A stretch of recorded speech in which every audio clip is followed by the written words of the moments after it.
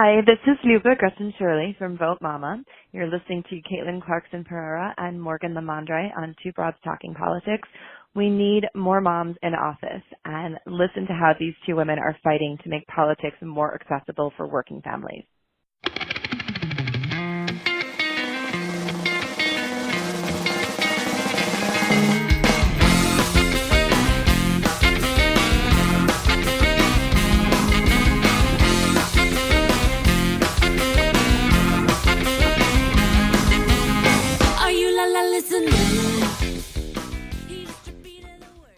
Hey everyone, this is Kelly with Two Broads Talking Politics. Today we are actually four broads talking politics. I'm here with my co-host Sophy. Hey Sophy. Hey Kelly. And we have two other moms joining us. We have returning guest Clarkson Pereira, who is a former and future candidate. She ran for state representative in the 132nd district in Connecticut. Hi Caitlin. Hi, thanks so much for having me. Yeah, thanks for joining us again. And we're joined by Morgan Lamandre, who is running for the Louisiana House of Representatives in District 66. Hi, Morgan. Hi, and thank you for having me as well. Yeah, absolutely. So we're going to be talking in this segment about moms running for office, moms specifically of young children, and the effort to have childcare while you are running for office, and the efforts that both of you have made to have childcare be something that is reimbursed by campaign funds. So, Caitlin, why don't you start us off and just talk a little bit about your run for the Connecticut House of Representatives and a little bit about your efforts and your disappointments, really, in your ability to use campaign funds. Sure. So I filed my paperwork to run in December of 2017, which was far earlier than candidates usually do. So I knew I had a long road ahead. And part of figuring out how to manage all that was not only personal time and family time and work time, but more specifically, who was going to be with my daughter when I needed to be knocking doors or at events, meeting with the campaign team, those types of things. So it was I made it up as I went along, right? There's no playbook for any of this, and that's okay. I survived, sometimes thrived, sometimes barely survived. But it definitely, as the campaign went on and spring came and it was time to put on the sneakers and go knock doors, it became more obvious to me that this was really going to be a challenge as a mom with a younger child. Even though her father really did the best he could to be around and to watch her when I was out for 2 hours, 4 hours, 6 hours, whatever it was. But he also works a full-time job and sometimes needs to travel for that job. So I would say as it started to get warmer out and I would take my daughter with me, I did the math and I would realize I could do about half of the doors with her as with that I could do without her. And that was okay because at least I was going out and hitting doors. But for my goal, either daily goal, weekly goal, or in general, how many touches I wanted to have with voters, that was going to slow me down. And also as a mother, I love my daughter very much and I want to make sure she's healthy. So we had some crazy 95-degree days here. And I'm, thinking to myself, okay, we're going to go knock doors for 20 minutes. We're going to hit 5 or 6 doors. And that's it because it's so hot. And I don't want my daughter to end up in any sort of medical trouble. I can take responsibility for myself as an adult, but I wanted to make sure that she was, not getting crazy sunburned or heat exhaustion or anything like that. So the end of July was when I asked our state election enforcement commission if they would allow child care expenses to be reimbursed by campaign dollars. It was July 31st that I sent that question to them, and they responded about a week later with a big fat no. And it was pretty surprising because of the states and the FEC that, had been ruling in favor of such a thing. And to get such a flat out no, particularly when the states that have been passing it are relatively conservative and Connecticut's usually not, was really fascinating. So from the moment I got the no answer, I actually spoke to Luba, Gretchen Shirley, the following day, and she was like, "What are you going to do?" And I'm like, I'm going to push back. Like, I have to put in a petition for this. And she was like, "Absolutely." So that was the point when I decided I was able to get a fantastic legal team together and say, no is not an appropriate answer, and this is why. And so you are still sort of in the process, right, of are you still waiting for them to sort of get back to you on another appeal? Yes. So this has been far more dramatic than anybody would have ever predicted, which is good in some ways because it draws attention to the cause and makes people realize, like, wow, that it really does make a big difference for the middle class, for working families, for moms, for dads, if this money is available to them or not, and their decision to run. It's also a little bit stressful, and the lawyers that I have are working pro bono, and there's only so many hours in the day, and they need to keep the lights on at their own houses. But we have the petition that we put through. We got a draft back on February 20th, and we've made some strides in that petition ruling. It said that they would allow us to use privately raised campaign dollars until we applied for grant dollars in Connecticut. And Morgan and I had an extensive conversation about the fact that if they're going to let you use the money you raised privately in the beginning of the campaign, why would that stop at some point, particularly when we know that the campaign gets more intense later down the road. So we had a couple weeks to respond to the draft and to send public comment. So a variety of people put in public comments, including our Lieutenant Governor, Susan Beisowitz, which was amazing, and went last week and sat down and expected, after we gave some testimony, expected to get the final ruling. And they went to executive session for a long time, and we were told that they were tabling the decision for 2 weeks, which is not usual.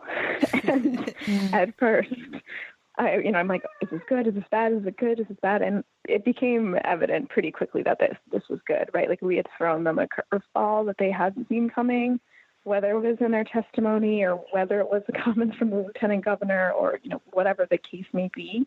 And they didn't feel comfortable ruling that day. So we walked out of that building feeling really good and realizing that we had 2 weeks to get together some fantastic people to be boots on the ground and to show up that day in support. So the final ruling will be on April 3rd, and also to get some more media attention. So it sort of was like a gift.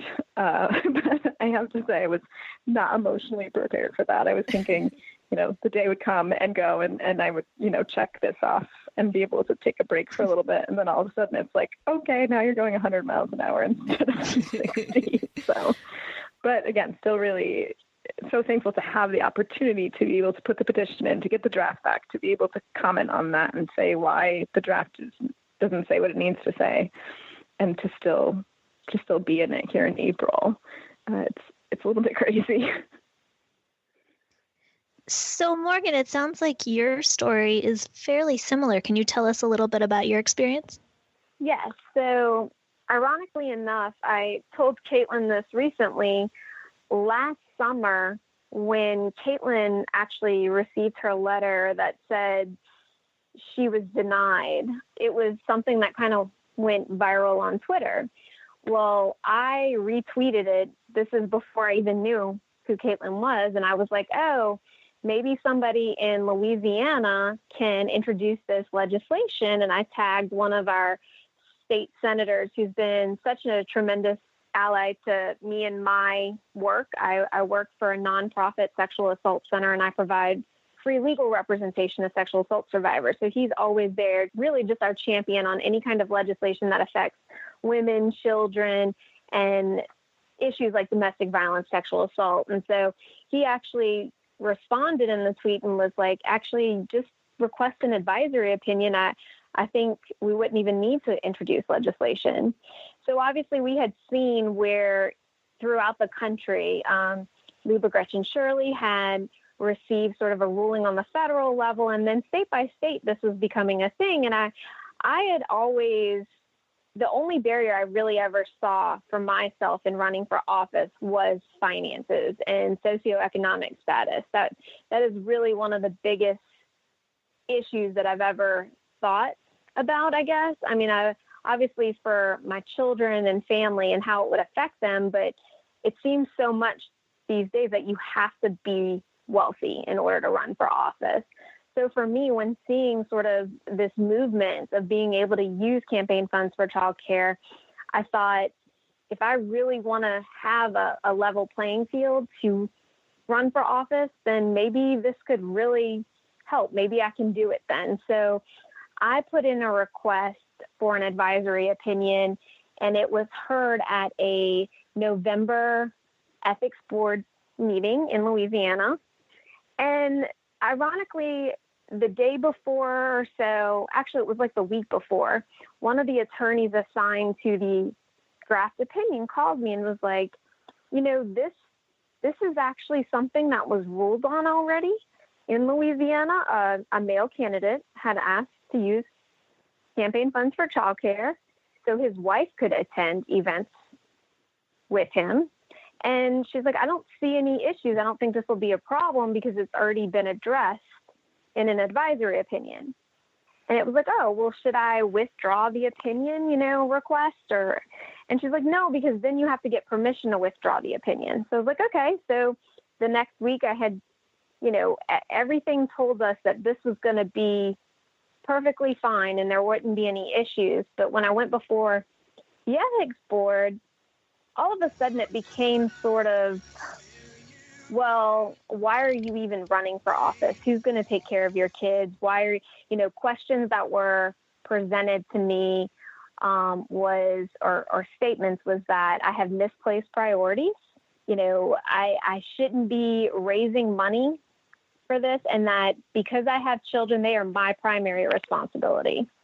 So it was really shocking going in there, and I'm like, what century am I in? But I left and I called the state senator, and I was just like, they said no. And he's like, wait, what? Oh my gosh. Well, can we appeal? And it was like, well, anybody affected by this decision can appeal. So I was like, okay, maybe I'll appeal. Maybe I won't, whatever. Just kind of thinking about it. And then the more I thought about it, I was like, but wait, they said this one man, though. I mean, there was this man. They knew about the man who had previously been allowed.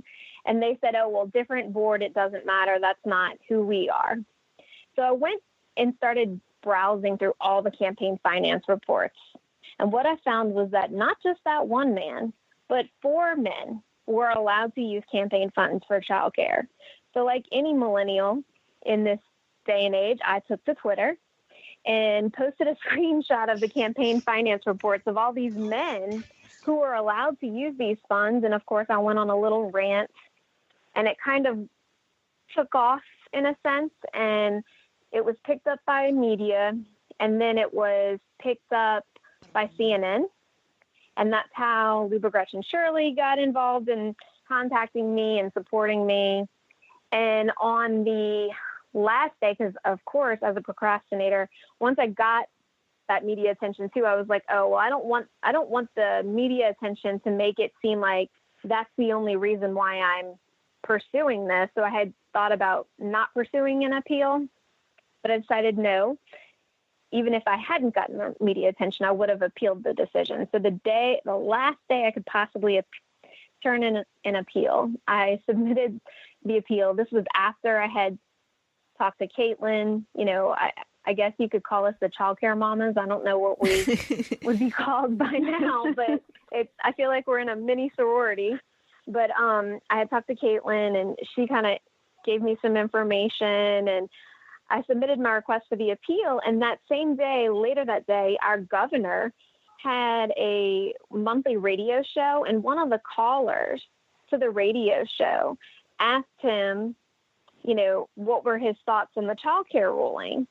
And it was just purely coincidence. Like, I met the person who called into the radio station, later, but it was purely coincidence that just that day I had turned in my request for an appeal. And on the radio show, the governor said he really hoped that the ethics board would, reverse their prior decision. And so it kind of got picked up by the media again. And then the appeal was heard February 15th. It was a long hearing. I was definitely cross-examined. I felt like I was in a cross-examination. And as an attorney, it was an interesting seat to be in. And ultimately, they did rule in my favor. It was a 6-4 vote.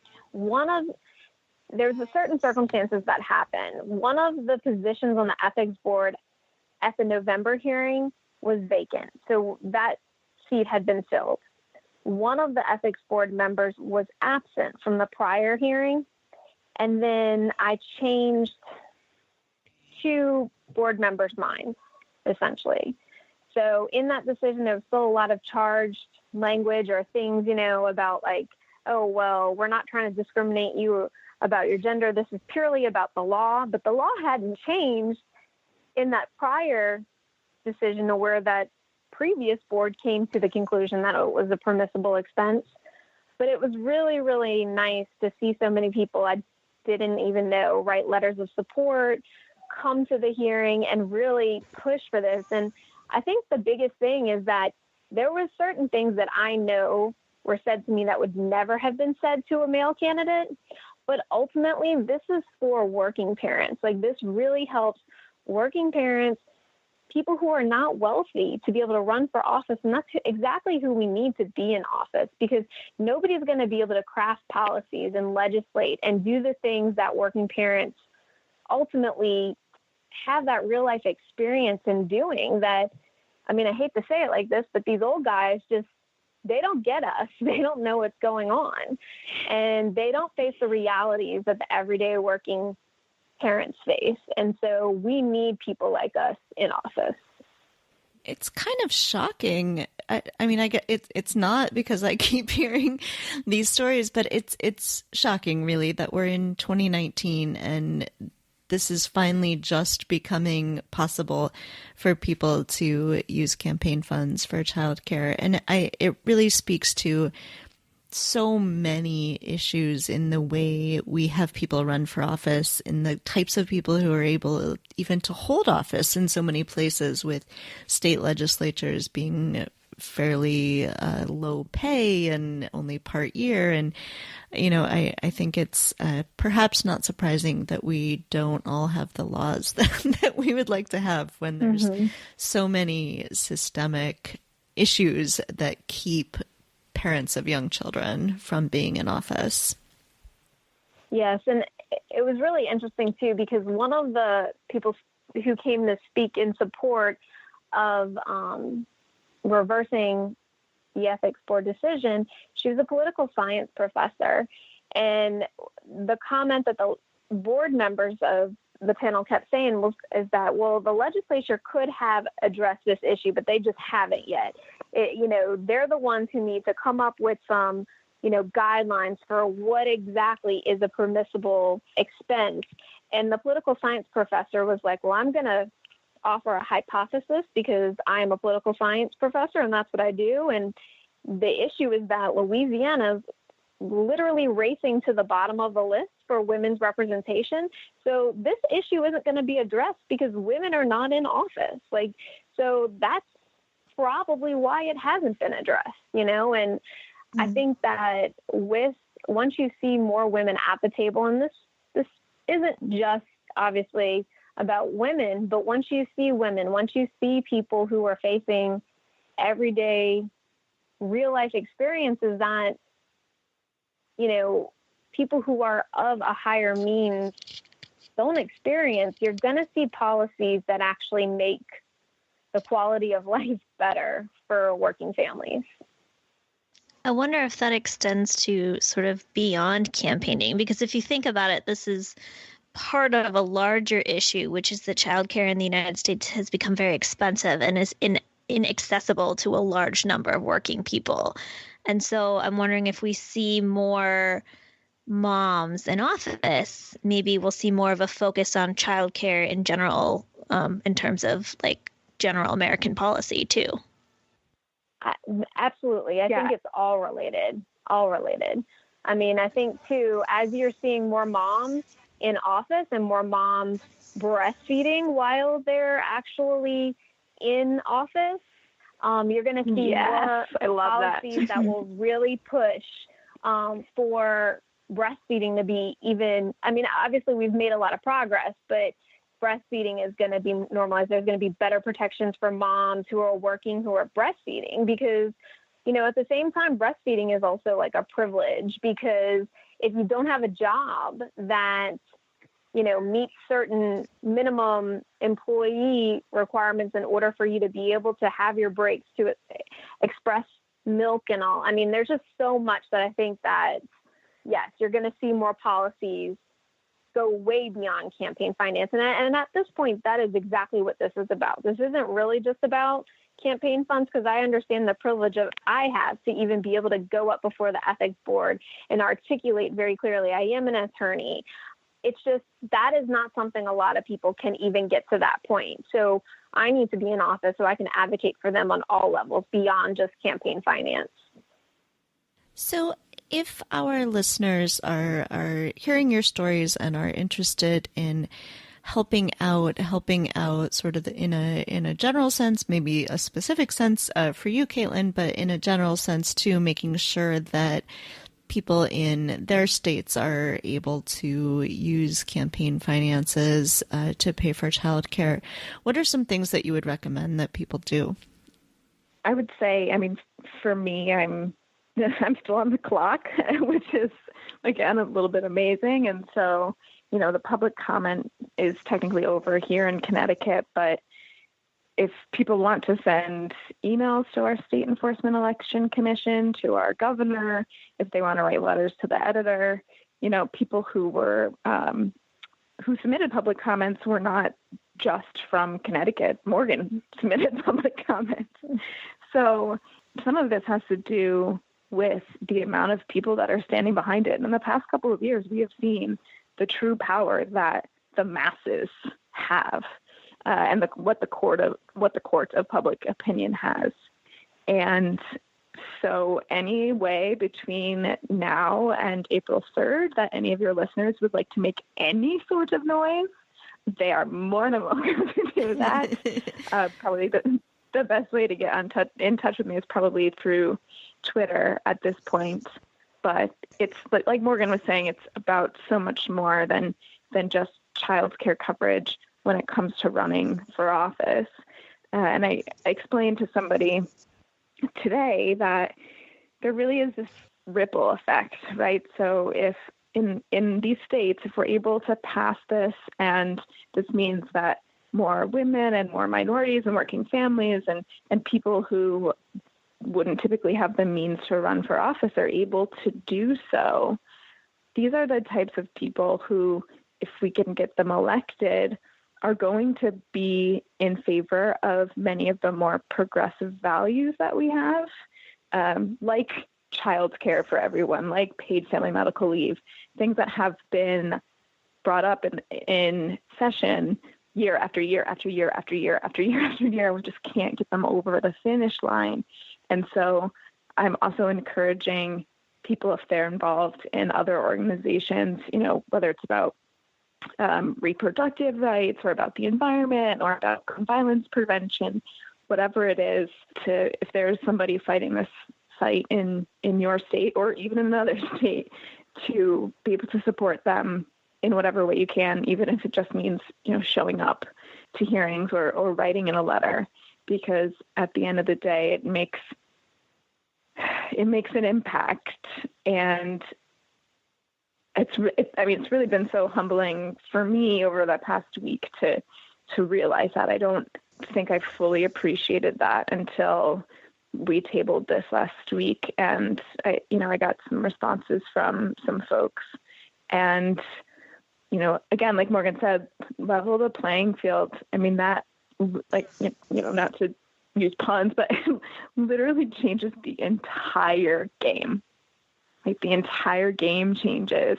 And if that is something that we are able to do state by state by state by state, it's not about just getting moms in office. It's about what that means for supporting families in every which way, from legislation and election law. So yes, I'm all fired up right now because I'm still working on press releases to get out to media folks. But yes, there's just, showing up, writing a letter, whatever you can, it takes 5 minutes, and it's just so critical to the cause. Yeah, and it's funny to hear you say all that too, because Sarah, who is like the director for Vote Mama, she emailed me today to connect me or see if I would be willing to connect with a mom who is requesting that campaign funds be used for childcare expenses in Virginia. So I think I have an idea. We need to tell them that one of the components of Vote Mama is they need to set up like a pro bono legal defense fund type endeavor where we have other people like helping these other moms in other states, and then using essentially legal skills to help when it comes to stuff. Because all while you're talking, I'm thinking in my legal brain, I'm like, well, first you need to go to your state law to see what it says in your state law. You need to figure out if you have public funds that are part of campaign finance, which presents different issues than what some of us, like the issue Caitlin had was kind of a little bit more challenging because you're going to have more barriers if it's public funds. But see if you have any previous advisory opinions in your state to see if anything like child care has been previously allowed or anything else that would be permissible that's kind of like child care. And then, do the request for an advisory opinion, but keeping in mind, what you would be using it for. What I think most people just want to make sure that we're not using these campaign funds for, as was pointed out to me, are you going to use this for date night? Well, no, I'm not going to use this for date night.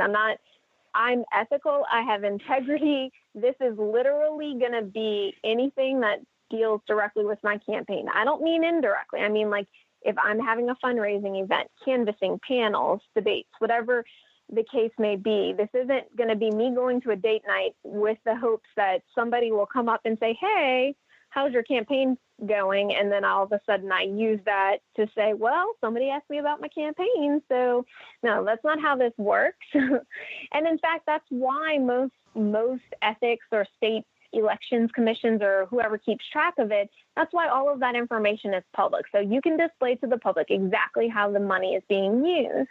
And from there, I think, everything needs to be based on facts, be based on the law. And from there, if you do not get a favorable decision, don't give up. When you're looking at the reasons why they're telling you you're not allowed to use it, if you do not receive a favorable decision, well, let's go with common sense. I mean, the thing that just was outrageous to me about Caitlin's decision was that once they were saying the money that you use in private donations, sure, go ahead. You can use that for childcare. But once the grant money hits the bank account, then all of a sudden you're not supposed to be allowed to use it. It doesn't make sense to me, as if we can't distinguish which money is which. I mean, she can keep track of what funds came from the private donations versus the grant money. And then also, if that were such a big issue, then let her get 2 bank accounts. But there's such other stringent rules that don't make sense. I mean, we need to be logical here. And that's the thing. We have to fight with facts and logic. And not everyone is logical, but that's what's going to win. Yeah, it really seems that a lot of these boards, they know that they should be saying yes. They know this. and they come up with reasons to say no. And that is motivating, infuriating, confusing. I mean, it really does make you think, like, what year is it? What century is this?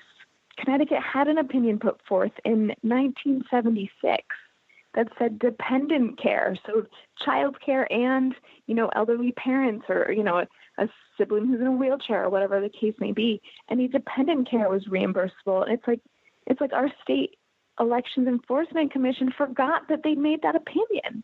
And that shows me that we, the women who, or men who bring these requests forward, have to be ready not only for a fight, but to do the research, because if it's not done by you and your team, you just can't rely on anyone else to do it for you. And the beauty of all of this struggle is that, once the wheel is invented, there's no reason to reinvent it over and over and over again. And so, like right now, literally I have sitting in front of me the legislation from Rhode Island and what's been put forth for their campaign contributions and child care reimbursements. And I was talking to a woman today on Facebook about Iowa and somebody else about California. And so I'm not sure when some candidates heard no from, like Morgan said, from a variety of different outlets. I don't know if they expected us all to find one another. We've done a pretty good job. Like I legitimately have an Excel spreadsheet of like states and who put requested and dates and like media hits, and I'm not sticking around with this. I mean, like, poor Morgan. Like, someone forwards me this article from CNN. They're like, "Oh my gosh, did you see this?" And like within 10 minutes, I'm on Twitter, like sending messages to Morgan, like, "Oh my gosh, what can I do to help you?" And like every day since, we've been chatting since that was like November. So I know we're still trying to make a pitch to, like, we really think if we get all the childcare moms on like a Times magazine cover, that would just be beautiful. But I don't know. That might just be us, Caitlin, that thinks that way. But hey, we agree with you. Well, I did have a Time magazine editor respond to my email about that. So just saying, it didn't go and it didn't immediately go in the garbage. Once we're communicating and once we're saying this didn't work, this did work, why don't you try this? And also taking into account that every state is different and there are certain things that may be more important or may ring louder and than in others, but we are empowered. We've been empowered to do this, and again, not only for just moms running for office, but to do this to make sure that our children look back in whatever number of years and go, what do you mean you used to be in a position where you couldn't use campaign dollars for childcare? That's crazy. How could that possibly have been a thing? And there are certainly folks willing to stand in the way of that. And thankfully, when a crazy candidate reaches out to someone like Morgan and says, "Oh my gosh, you have to fight for this," thankfully she doesn't block me on Twitter. And and we go from there and we do the best we can to support one another, knowing that the outcome is about so much more than just running for office. I love it. Moms get stuff done. You guys are getting this done. This is fantastic. And I hope that people will feel willing to reach out. I don't want to bombard you, Caitlin, but it sounds like you're already taking this on. So yeah, what's a few more? It's fine. We can also help with the communications piece if people want to reach out to any of us and let us know if you're facing similar challenges in other states, or if you want to brag about how ahead of the game your state is. We'd love to hear those stories too, so we can cheer on the states that are getting it right. Yeah, I don't know about any bragging at this point, so we'll let you know if that changes. You can brag through the Two Broads Twitter feed. Don't bombard Caitlin and Morgan with that. Perfect. Well, and I wanted to say too, I don't know if this is a place for that, but since Louisiana is very different and we do things a little off, this year is actually an election year for all of our state races and everything. So I'm still actively running. I'm actually in the beginning stages, not quite boots on the ground as much as I am fundraising right now. So if any of your listeners would like to get involved with my campaign, they can go to my website, morganlamandre.com, and all my social media pages to kind of see more about me and my pursuit for office, because I definitely think that, like I said, the policy initiatives that I definitely feel strongly about, it's going to go beyond campaign finance and this childcare issue. So I definitely need a lot of support. In Louisiana, I'm in a very, very red district, and I'm talking never been held by anybody other than a white male Republican. So I am told that I am the first viable Democrat, but that's going to take money, and we definitely need all the help we can get. So no, absolutely. And we'll put a link up to your website as well so that people can find you and give you some money. I'm going to start like a hashtag, Morgan. It's going to be like hashtag money for Morgan, and we'll see where we can get that. So. I thought you were about to say money for moms. I was like, yeah, I'm all for it. Well, that too, but I don't think anyone would be too happy right now if I was taking donations for any sort of campaign, since I'm not currently a candidate. So clearly, just for Morgan at the moment. And if you guys get time, take a look at my social media right now, my Instagram and Facebook. It goes to other mom stuff. I had a Parker at work today, my coworker's Parker. She had an unexpected childcare issue and she was needed in court. And so I did what any progressive working mom would do. I told her to bring him to me while she goes to court, and he was with me in the management meeting. So there's a picture, and it's pretty adorable. Amazing. and Morgan, just for the record, everybody survived that meeting, right? Like it was okay. Nothing catastrophic happened because you had a child present in the meeting, correct? That is correct. In fact, everyone definitely got more done because we were like, focused on getting even more done when he was napping versus when he was, but yeah, everything's fine. And guess what? Because I have such a great employee, she gets to stay. She doesn't have any, issues where she's feeling like her job is threatened. And yeah. But anyway, that's beyond what I think we were talking about today, but just wanted to throw that out there. All right. Well, thank you very much, Caitlin and Morgan, for coming on the podcast, but also more for being such fierce advocates and really pushing your states to do the right thing. So thank you very much. And we will post your Twitter handles, and Morgan will post your website on our website too, so people can find you. All right. Well, thank you so much. Thanks for listening to Two Broads Talking Politics. Our theme song is called Are You Listening? Off of the album Elephant Shaped Trees by the band Immunuri, and we're using it with permission of the band. Our logo and other original artwork is by Matthew Weflin and was created for use by this podcast.